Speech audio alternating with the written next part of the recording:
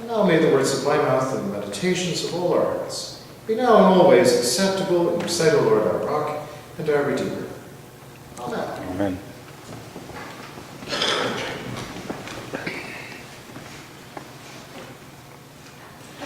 As you know, I began my ordained ministry, but my first parish where I was the rector was Christ Church in beautiful Markdale, when I was the vicar of ice cream, right? Up where Chapman's ice cream comes from. A little story, actually, one of the young families told me that they were driving down the main street of Markdale, which of course is called Toronto Street, past the Anglican church, and their little boy said, "Well, look at that. There'd be a little Christian funny. There's Mary and Joseph and Jesus in the manger." And they continued on down Toronto Street, and they passed the United Church, which had, 3 camels, the 3 wise men out front. And the little boy asked his mom, "What's that?" And she said, of course, "They're the wise men." "Well, what are they doing?" "Well, they're looking for Jesus." "Well, they're not going to find him there. He's back down in our church, in front of our church." Anyway, a little story about, of course, the visit of the Magi. It's always fascinated me that this story is, of course, what I like to lovingly refer to as the original Star Trek. The Gospel account, however, says that this, well, first of all, there's some things that have sort of grown up around the story that actually aren't in the Bible. Like, for instance, the wise men being referred to as kings. We 3 kings? Well, of course, the word kings not in the story, right? The other one is that from Orient, well, we don't know if they were from the Orient, but certainly we know that they're from the East.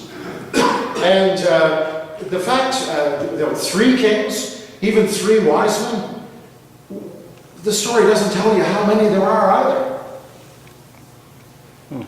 They came bearing 3 gifts, but the story doesn't tell you how many there are. So it could have been, who knows how many. But they came bearing gifts. They came searching. We know that's for sure. And these gifts, of course, say some pretty wonderful things. Remember the hymn? Solemn gifts of mystic meaning, incense doth a God disclose. Gold our royal child proclaimeth, myrrh a sepulchre foreshows. Right?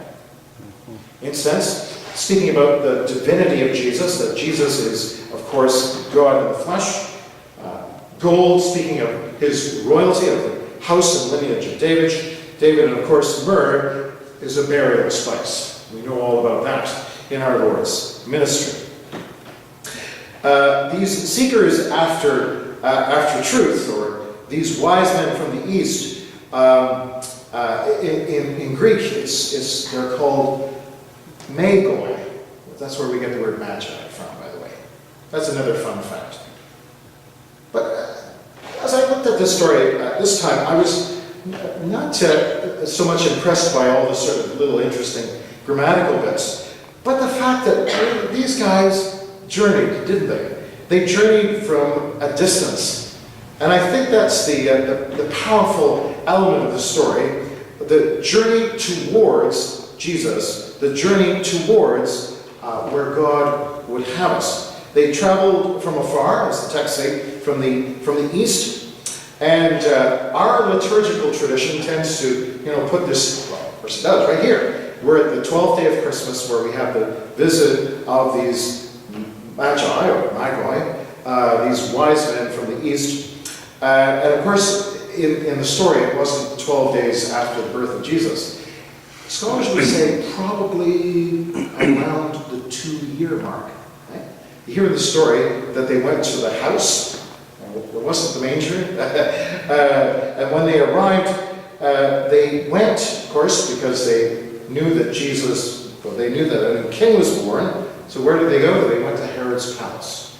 And we know that Herod was a very jealous man, and we know, of course, that he was seeking the child in order to have him removed. Now, when I was a child in high school, we read a poem called The Journey of the Magi by T.S. Eliot. Remember that? Don't worry, I'm not going to ask for a show of hands. A cold coming we had of it, writes Eliot. A hard time we had of it. It was, to be sure, a hard time, a cold time. And T.S. Eliot speaks about the difficulty and the length and the longevity of that journey where they had to deal with camels, and they had to deal with innkeepers, and they had to deal with people who were trying to rob them, and they had to deal with their own fatigue, and they had to deal with this inner thought, gee, is this all folly? Perhaps you've seen the Emilio Estevez or Martin Sheen movie, The Way.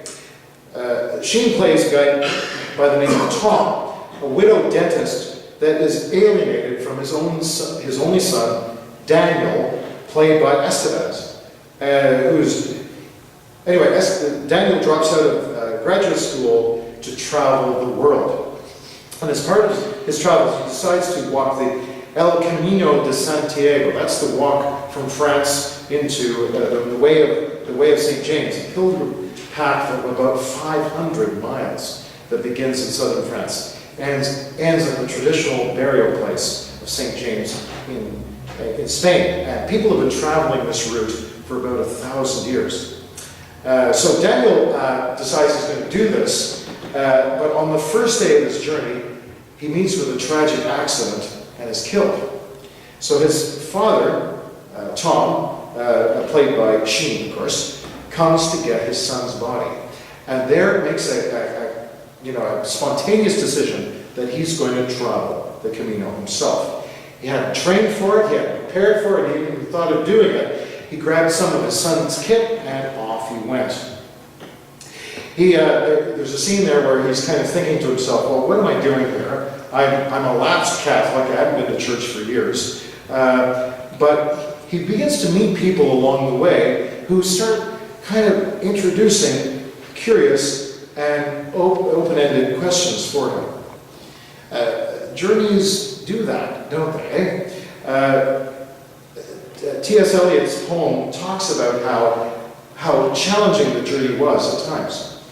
And we know that in our journey of faith, that sometimes things can be less than perfect. Sometimes things can feel like we're rolling boulders uphill. Things can be arduous and challenging. But the truth is that God will never leave us nor forsake us. And I think the challenges of new beginnings can be kind of frightening, eh? Here we are in a new year, and sometimes we're thinking about some new objectives and new things we want to accomplish, and we may even think to ourselves, am I ready for this? Am I up for this? Do I have what it takes? But for the Christian, of course, really the question behind that is, am I willing to trust God? Can we trust God? That's the question when God leads us on a journey. Even though there will be disappointments and challenges along the way, God is faithful. Remember Yogi Berra, that great baseball mystic? He said, when you discover a fork in the road, take it. Isn't that cool? When you discover fork in the road, take it. So when a new opportunity comes, a new relationship, a new set of responsibilities, maybe a new job, maybe a new set of challenges, it's a good idea to take those things because, God is leading us, right? But it's important for us to allow ourselves the question, okay, why am I fearful? Can I not trust God? Because God, of course, is the one who's faithful. Because the journey may not always be easy. We may, like the Magi or the poem T.S. Eliot, find that there are going to be times when we may be tired or things may not be going as smoothly as we'd like. But God is nevertheless the one who's leading. And the beauty of the story of the journey of the Magi, that we just read, of course, from Matthew's Gospel, is that yeah, it's the journey of wise men, wise people, people seeking after God. But really it's a story about God's faithfulness. God's faithfulness is the one that guides. Now, you see some flowers here. Of course, yesterday, many of us gathered to bid adieu to, of course, Kathy Bell's funeral, member of this congregation. And it was an opportunity to gather and to listen about her journey. And of course, she left some very strong instructions. Don't make it about me, make it about God's grace. And we were able to hear how God had led her faithfully throughout her life. And God was always constant and always reliable.